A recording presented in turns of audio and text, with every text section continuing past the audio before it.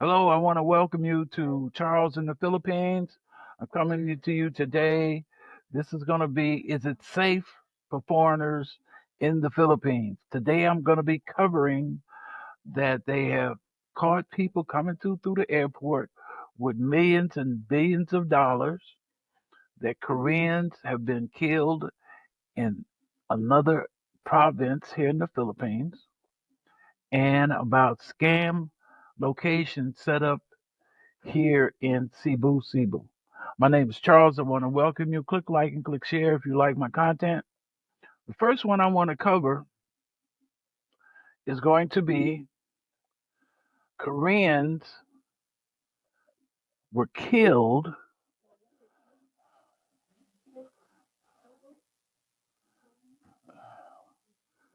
Koreans being killed in daylight. Here's the first one.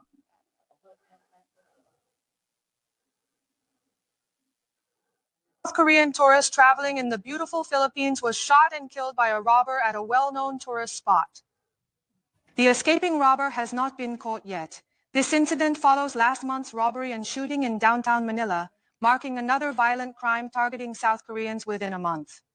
South Korean tourists need to exercise caution. This is reporter Chu Jin-hee. A man wearing a helmet gets off a stopped motorcycle and snatches a bag from a man standing on the street. When the man in dark clothing approached as if he were about to protest, the helmeted man suddenly opened fire. The two robbers calmly left the scene. The victim received help from bystanders and was rushed to the hospital in cardiac arrest but ultimately passed away. This robbery occurred in broad daylight in Angeles, Koreatown, a place with many South Korean residents and tourists due to nearby attractions like Clark.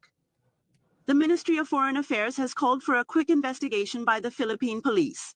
The mayor of Angeles also issued a statement, instructing authorities to arrest the suspects and resolve the case within 72 hours. Recently, crimes targeting South Koreans in the Philippines have been occurring frequently. In just a month, there have been multiple incidents where Korean residents were either killed in robberies or kidnapped from their homes and narrowly rescued.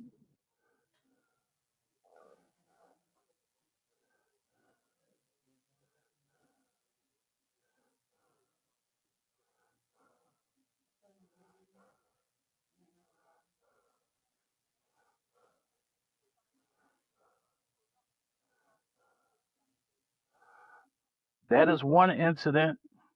We're going to cover another one to show you if it's really safe here in the Philippines. Here's the next one. We're going to share this screen.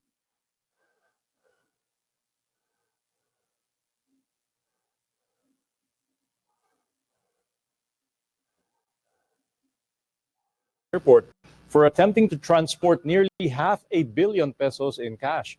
Police said the group arrived at the airport with several pieces of luggage and were set to fly to Manila via a private plane before midnight. But they were flagged by authorities attempting to bypass X-ray screening. The PNP Aviation Security Group discovered large bundles of cash in their luggage worth 440 million pesos as well as 168,000 US dollars. $440 million. $500 million. That's a whole lot. But there's one more that I have to show you. And it's going to be, just hold on a minute. And this is the one that I find particularly disturbing. Operating as a scam hub. Let's get details now from our correspondent Annie Perez, who's joining us on the line. Annie, good afternoon. Yes, Stanley, good afternoon. The Cebu City government is giving 72 hours to this specific business process outsourcing company to explain why it was operating without a valid business permit. Yesterday, personnel from the Business Processing and Licensing Office, along with the Philippine National Police, visited the office space in Barangay Kasambagan, and they also issued a show cause order.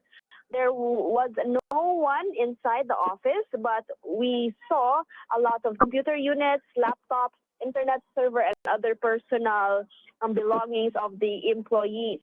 The inspection stemmed from a video that circulated online from a sort of an expose from a white hacker that tried to show what their scamming modus was. It seemed like they were trying to extort money from foreigners such as South Africans by telling them to invest in a fake quantum artificial intelligence website. Now, Cebu City Mayor Raymond Garcia said that they are on it and that the Business Processing and Licensing Office are waiting for the explanation. It's been 24 hours, almost 24 hours since the show cause order was issued, but they did not receive word from any of the employee or the management of that company. Meanwhile, the Cebu City Police Office, in their initial investigation, said that there were already a lot of complaints from the neighboring tenants when they asked around that it seemed like it was not a normal BPO company because they are hearing noises, cheers from the employees who are inside. They also found out that the operation ceased on May 16. The city. So there you have it of what's really going on here in the Philippines, and is it safe for foreigners? I've noticed a sharp uptick in illegal activity being captured here in the Philippines.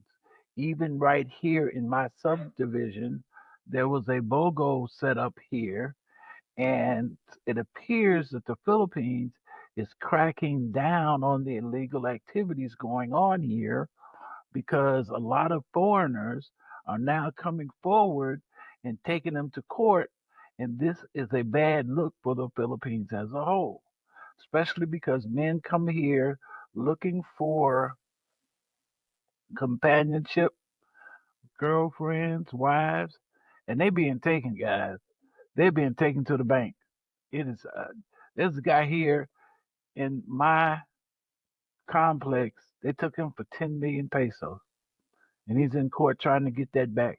Good luck with that, because the court system is so slow here.